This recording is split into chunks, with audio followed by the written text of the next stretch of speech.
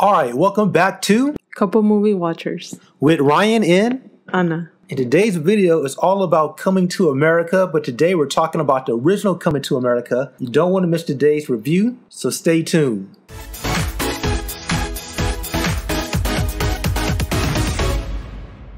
All right, welcome back everybody. In today's video, we're talking about Coming to America starring Eddie Murphy and Arsenio Hall. The original film came out in, let's take a look here, 1988. Some of you people probably wasn't even born yet when this movie came out, or little babies, okay? Or maybe you guys were like old adults, who knows? But yeah, let's talk about it. So Coming to America 2's coming out. You never seen Coming to America, so I felt it was appropriate to kind of rewatch the movie to kind of, for myself, but also to get you a fresh feel of one of Eddie Murphy's classic films. So what did you think about the movie? I didn't want to watch it at first. She was hating. She was. Yeah, I was like, I don't know. And then when you put it on, I started like getting into it, and it ended up being a good movie for its time. And I never watched it, and then I saw that the people were talking about the second one. So yeah, that's why I was like, let's just do it, you know. Yeah, this is one of those ones I had to kind of, nudge her to watch, because she said, oh, I like Eddie Murphy, Dr. Dolittle. Dr. Dolittle? You don't know nothing about Eddie Murphy, you talking about Dr. Dolittle. I was like, that wasn't even at his height. Actually, speaking of Dr. Dolittle, which film do you like better, Dr. Dolittle or Coming to America? Coming to America. Way better, right? Yeah. Is this your favorite Eddie Murphy film? Yeah. It is, right? Yeah. It's definitely one of his better films. I think all his original movies were like more of a classic. Mm-hmm. His mid movies like Norbit was good, but it wasn't as funny as some of his original stuff. Because when you're hungry, those jokes hit a little bit different. Mm-hmm. But when you're eating steak for breakfast, you're not as funny. You know what I mean? It's like, yeah. Those jokes don't hit the same. So it was definitely good to rewatch it. A lot of good stuff in there. Like, I feel like the set design was really well done. The wardrobe and just the comedy overall. It's like I forgot it was a rated R film. Oh yeah. Like the first thing you see is some nudity. It's like, oh wow, I forgot about this. Yeah. I think the new film is PG-13, so this one right here is a light R. And to be honest, did it have to be an R? No, but it kind of added to the, his whole royalty, just kind of waking up and being pampered, and there's a lot of references to pop culture. Like if you see, more like modern hip hop videos in the past, you'll probably see some references to Coming to America in the Zamunda and things of that nature. And I thought it was a good film. Rewatching it made me definitely enjoy it a lot more. Not everything you watch from back in the day still holds up. Mm-hmm. Coming to America still holds up, and you can watch it with your partner, and they will enjoy the movie too. It's overall just a funny, good movie about just trying to find true love and true happiness. And really, they was kind of ahead of their time. He also found himself, I guess, in a way. Yes. Because he wanted to experience life without royalty. So he wanted to see how he was going to be able to, deal with it. Yeah, and I thought the Jerry curl references was pretty good from back in the day when people used to wear the Jerry curls. I love the different characters that Eddie Murphy played in this film. Yeah. Only because you told me, but I wouldn't have been able to tell until like the end. It kind of reminds me, because the only movies I've watched of Eddie Murphy on my own was the Nutty Professor. That's where I knew he had multiple characters. Almost all the cast was him. And then also the Dr. Dolittle. And other than that, I didn't know the other movies. I didn't really go back, but this was actually the first movie he played more than one character at a time. Oh, okay. So this is actually the genesis to Nutty Professor and things of that nature.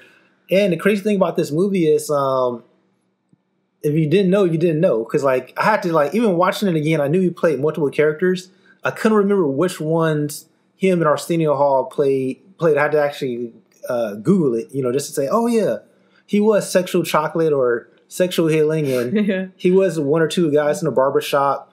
Like, it's practical effects. It wasn't no green screen, no 3D, anything like that. It was just, he was also able to like switch up his voice in one of the characters. Yeah, he did. I think most of them you could kind of tell, but one of them I couldn't really tell at all. Which character was that? I forgot his name.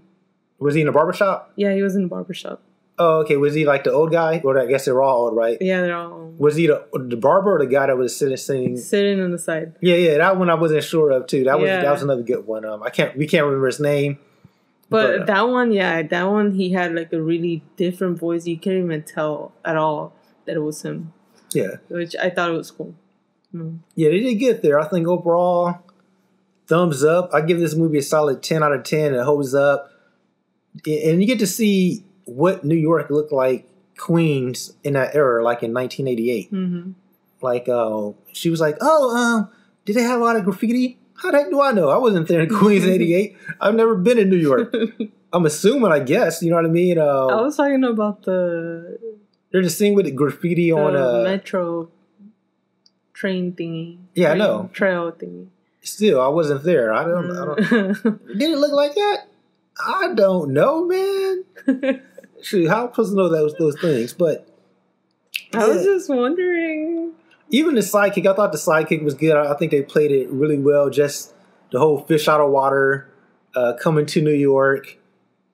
Yeah, I can't think of any new modern comedies I could watch every so often and still enjoy, like Coming to America.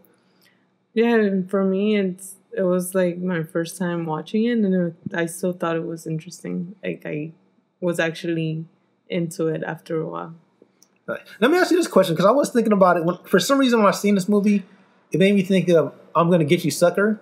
You remember that movie? With the Wayne brothers? No. We watched it maybe a couple of months ago. Really? I take it you don't remember that. It's like the guy came back from the military. The Wayne brothers. Oh, okay, yeah. How did you like I'm Gonna Get You, Sucker compared to Coming to America? I prefer Coming to America. Same. I agree. I still like I'm Gonna Get You, Sucker. Coming to America came out before? They came out around the same time. Oh, okay. But this movie did really well. This is actually one of the biggest movies of that era that came out. Mm-hmm. So worldwide, this movie grossed over $200 million. Dang. And this is in 88. So Eddie Murphy was the king of not only Zamunda, but the box office. Mm-hmm. Definitely worth seeing. You're going to laugh. You're going to enjoy it. Really well put together. The cast was amazing. Everything just felt right from a production standpoint, a storytelling standpoint. Mm-hmm. And it felt real. Even the relationship felt real between him, his family, trying to get the girls. Like, all of that felt real. You know what I mean? And just on a side note, any single women out there watching the video, they're just seeing when they go on a date, and he's like, I'll pay for it. She's like, no, I got it. You got to pay for your date sometimes. Guys, think about that. Especially on the first date, if a girl pull out her wallet, more likely ain't going to make you pay. But he's like, oh, she's a little different. You know what I mean? There's a scene where she's trying to pay for the bill. Eddie Murphy's on a date, and the girl's trying to pay for a girl they're trying to court is trying to pay for his meal, and he's like, no, I got it. Because she thinks he's poor. No one knows he's a prince in this film. Yeah. And also, speaking of that, I felt like this movie was ahead of its time, especially when we talk about the feminist movement and things of that nature.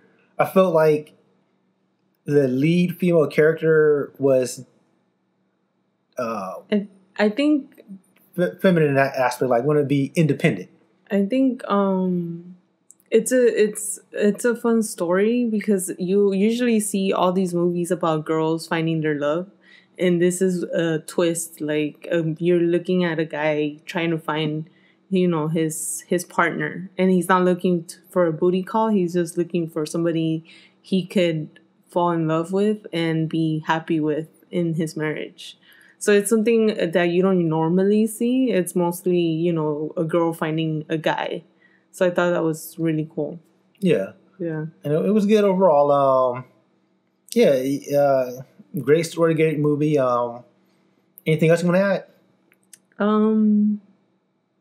It's a good movie. Don't give up on it. Don't give up on it. You didn't give up. I tried to turn it off just for a joke to see what she said. She said, "Don't you dare." You know what I mean? That's what I'm saying. Like, if you didn't think it would be a good movie, I'm just saying. Even I thought like I wasn't gonna like it, but I ended up getting into it and I enjoyed it. Yeah, and I would say definitely rewatch part 1 before you watch part 2. Mm-hmm. Which we're gonna do a separate video on that. And I think that's it for me.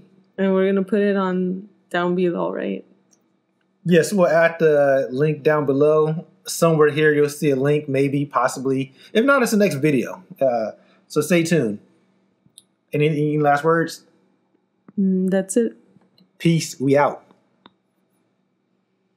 Don't forget to subscribe, like, and comment. It helps the channel. Until next time, peace.